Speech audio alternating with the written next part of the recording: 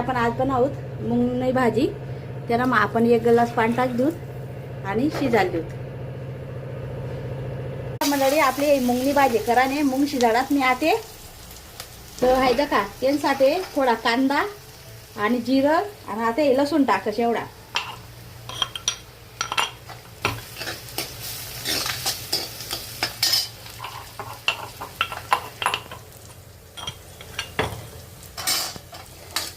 हायदा का आता आपला कांदा वयना लाल तर आपण त्याला मग टाकूत मिरची पावडर थोडीशी टाकूत हळद का थोडासा टमाटा टाकूत आपण.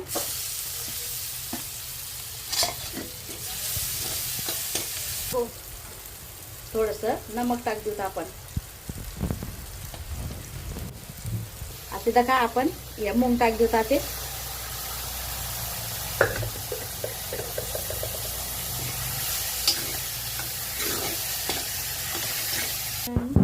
का थोडीशी कोथिंबीर टाक देऊ आपण.